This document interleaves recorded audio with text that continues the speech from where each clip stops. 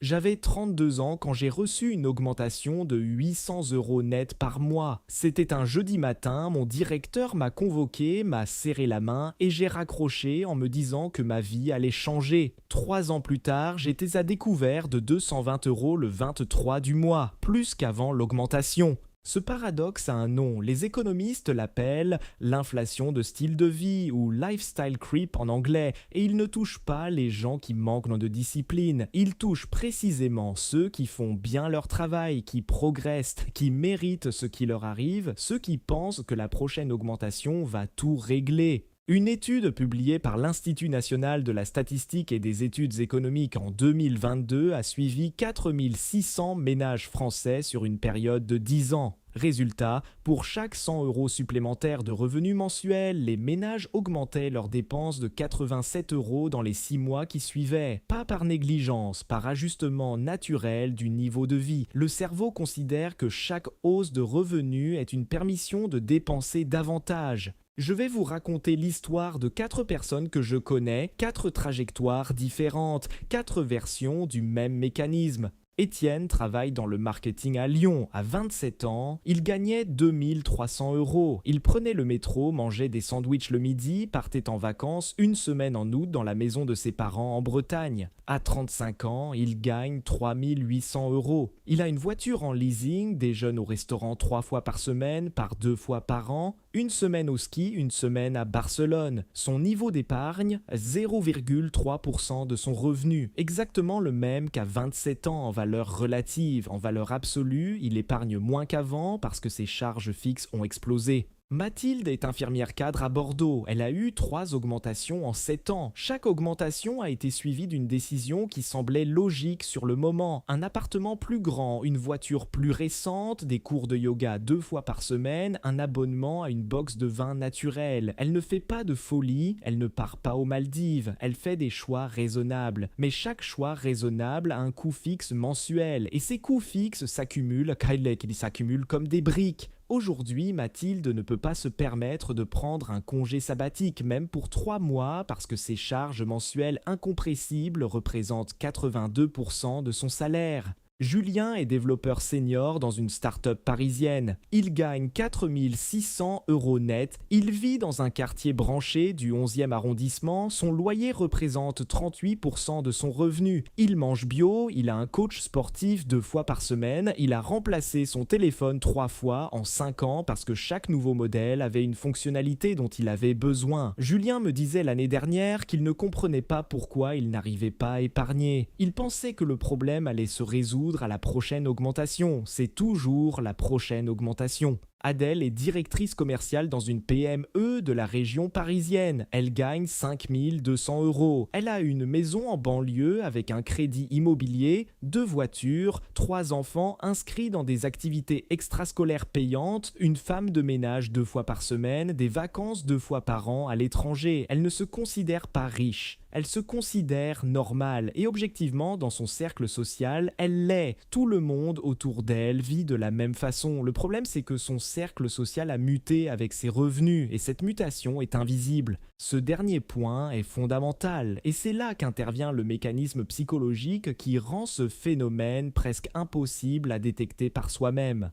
Les chercheurs en psychologie comportementale appellent ça la comparaison sociale ascendante. Quand nos revenus augmentent, notre cercle social change naturellement. On fréquente des collègues mieux payés, des restaurants différents, des quartiers différents. Et notre cerveau réajuste automatiquement sa référence de ce qui est normal. À 25 ans, un week-end à la mer avec des amis dans un gîte partagé à 60 € par personne, c'est une bonne idée. À 35 ans, dans un nouveau cercle social, la même proposition semble bizarre. Pas parce qu'on est devenu snob, parce que notre référence a bougé. Et cette référence invisible dicte des centaines de micro-décisions chaque mois sans qu'on s'en aperçoive.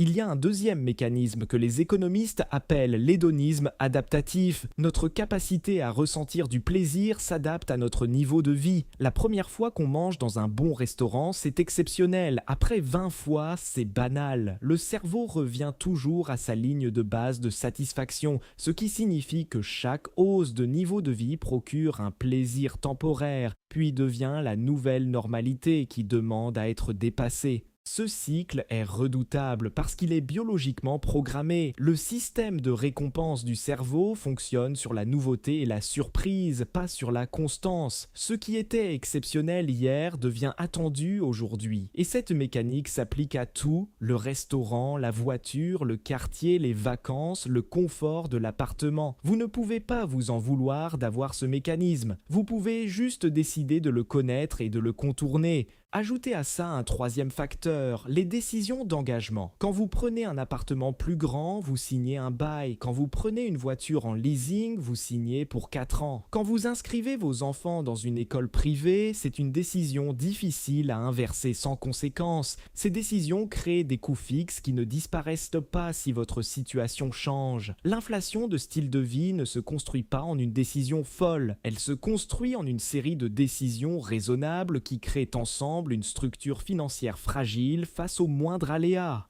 Il y a aussi un quatrième facteur que j'appelle l'effet de cohérence interne. Une fois que vous avez pris une décision d'upgrade, un nouvel appartement plus grand par exemple, votre cerveau cherche à maintenir la cohérence. Un appartement plus grand demande plus de meubles, plus de décoration, peut-être un abonnement à une plateforme de home design. Chaque décision en entraîne d'autres, comme des cercles concentriques, et vous ne les voyez pas venir parce que chacune semble logique prise isolément. Voici la mathématique que personne ne vous montre. Imaginons deux personnes, Renaud et Corinne. Ils commencent tous les deux à 28 ans avec un salaire de 2800 € net. Renaud applique la stratégie classique. Il augmente ses dépenses chaque fois que son salaire augmente. Corinne fait quelque chose de différent. Elle se fixe une règle simple. Chaque fois que son salaire augmente, elle divise la hausse en deux parties égales. Une moitié va à l'amélioration de son quotidien, l'autre moitié va directement en investissement avant même qu'elle touche à son compte courant.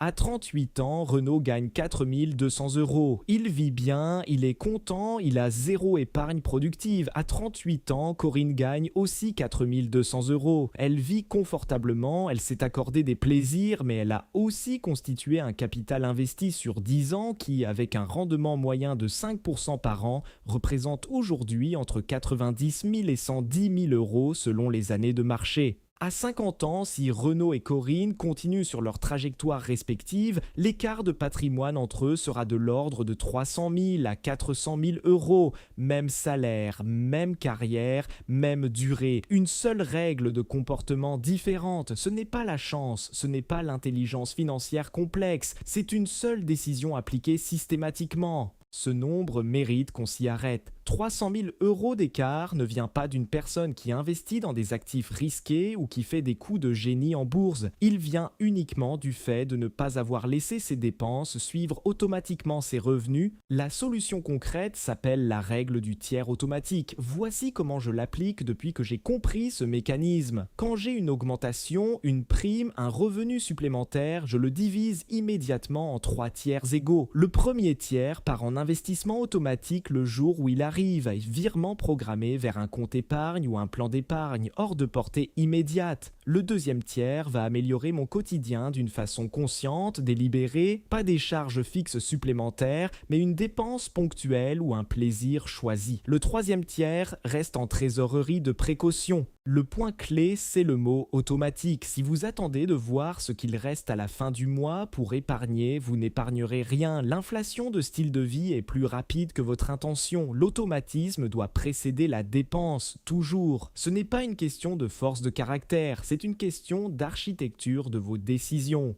Il y a une deuxième règle que j'applique et que j'appelle l'audit des engagements. Une fois par trimestre, je liste l'intégralité de mes charges fixes mensuelles. Pas pour les réduire toutes, pour en avoir une vision claire et choisir lesquelles correspondent vraiment à ce que je veux de ma vie. Beaucoup de gens ne savent pas ce qu'ils payent chaque mois. Ils ont une vague idée. L'audit précis crée une prise de conscience qui change le comportement sans effort de volonté. La troisième règle, c'est de distinguer les dépenses d'identité des dépenses de statut. Les dépenses d'identité vous rendent heureux intrinsèquement. Elles correspondent à ce que vous êtes vraiment, à ce qui compte pour vous. Les dépenses de statut vous rendent heureux parce qu'elles envoient un signal à votre cercle social. Les deux ne sont pas mauvaises en soi, mais les confondre coûte cher. Quand j'achetais un téléphone à 1000 €, c'était une dépense d'identité ou de statut. La distinction change la décision.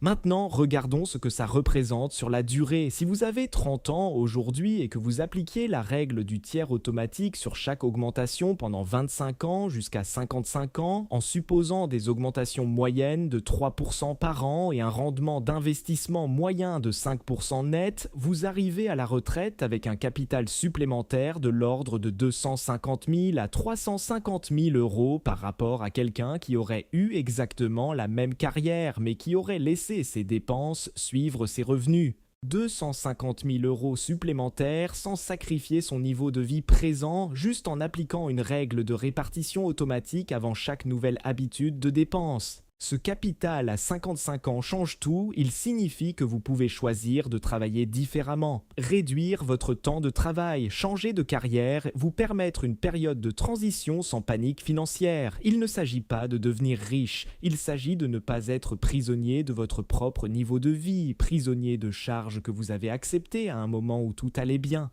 Je veux finir par l'image que je trouve la plus parlante sur ce sujet. Imaginez deux personnes qui marchent sur un tapis roulant. L'une d'elles court plus vite, l'autre aussi, mais le tapis accélère exactement au même rythme qu'elles courent. Elles sont épuisées, mais elles n'ont pas avancé. L'inflation de style de vie, c'est ce tapis roulant. La vitesse de course, c'est votre salaire. La seule façon d'avancer réellement, c'est de ne pas laisser le tapis accélérer au même rythme que vous. Si vous ne faites qu'une seule chose après cette vidéo, ouvrez votre application bancaire maintenant et regardez vos prélèvements automatiques des 3 derniers mois. Faites la liste complète, comptez le total. Puis demandez-vous pour chacun d'eux, est-ce que cette dépense existait il y a 3 ans? Est-ce qu'elle me rend vraiment plus heureux ou est-ce qu'elle est juste devenue normale? Est-ce que je l'aurais choisie si j'avais su dès le départ ce qu'elle coûterait sur 10 ans? Votre prochaine augmentation va peut-être arriver dans les semaines ou les mois qui viennent. Décidez maintenant, avant qu'elle arrive, ce que vous en ferez. Parce que si vous attendez qu'elle soit là pour décider, votre cerveau aura déjà une liste d'utilisation toute prête et elles sembleront toutes raisonnables. C'est là le piège. Et vous, est-ce que vous avez déjà vécu ce moment où vous avez réalisé que vous gagnez plus mais vous sentiez plus pauvre? Racontez-moi dans les commentaires. Je lis tout et les histoires concrètes m'aident à préparer les prochaines vidéos.